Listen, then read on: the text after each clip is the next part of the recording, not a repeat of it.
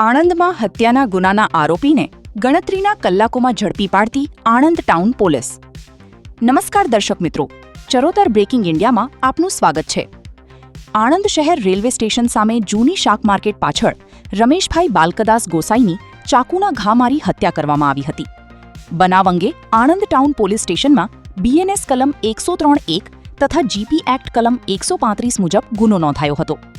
Police અધિકારીઓની સૂચના અને માર્ગદર્શન હેઠળ આણંદ ટાઉન પોલીસની સર્વેલન્સ સ્ક્વોડે સીસીટીવી ફૂટેજ અને બાતમીદારોની મદદથી ગણતરીના કલાકોમાં આરોપી કાંતિભાઈ દેસાઈભાઈ ઠાકોર, ઉંમર વર્ષ 63, રહે પરીખ ભુવન આણંદને આણંદ ગામડી રોડ તરફ ગરનાળા નજીક સંતોષી માતા મંદિર પાસેથી ઝડપી પાડી કાયદેસરની કાર્યવાહી હાથ ધરી છે.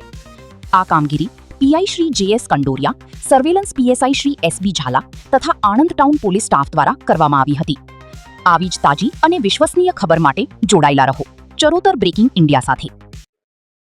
ગઈ તારીખ 29/7/2026 ના રોજ બપોરના 3:30 વાગ્યાના સુમારે આણંદ રેલવે સ્ટેશનની સામે આવેલ ફ્રૂટ માર્કેટમાં રમેશભાઈ બાલકભાઈ ગોસાઈ અન્ય લેબર સાથે મજૂરી કામ કરતા હતા. તે દરમિયાન તેના જ મિત્ર આરોપી કાંતિભાઈ દેસાઈભાઈ ઠાકોરે આવી તેને લેબર કામ બાબતે તેની સાથે લડાઈ ઝઘડો કરી તેની પાસેના ચપ્પાથી 3 થી 4 ઘા મારી અને રમેશભાઈ બાલકભાઈ ગોસાઈનું મર્ડર કરેલ હોય આ બાબતે આણંદ ટાઉન પોલીસ સ્ટેશનમાં મર્ડરનો ગુનો રજીસ્ટર કરવામાં આવેલો.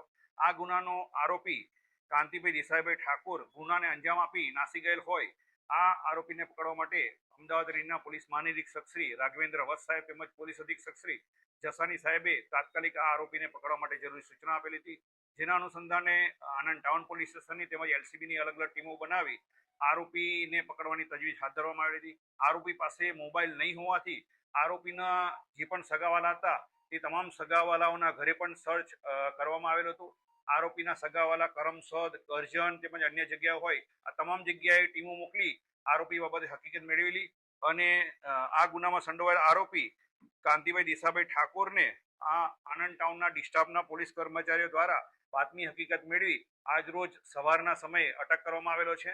આ ગુનામાં જે આરોપીએ મુદ્દામાલનો ઉપયોગ કરેલો છે, જે ચપ્પુનો ઉપયોગ કરેલો છે તે લોહીવાળું ચપ્પુ પણ પુરાવાના તપાસના કામે કબજે કરવામાં આવેલો છે. આ આરોપીની પૂછપરછ દરમિયાન આ આરોપીએ સને 2007ના અથવા તો 10 વર્ષ કરતા વહેલા સમયે 307ના ગુનાને અંજામ આપેલો હોવાની હાલમાં હકીકત જણાવેલ છે. આ આરોપીની વધુ પૂછપરછ હાલમાં હાથ ધરેલ છે. આરોપી પાસે મોબાઈલ નતો, મુખ્ય કઈ કડી હતી પોલીસે? આરોપીએ ગુનાને અંજામ આપ્યા પછી એ રેલવે સ્ટેશનથી નાસી ગયેલો હતો.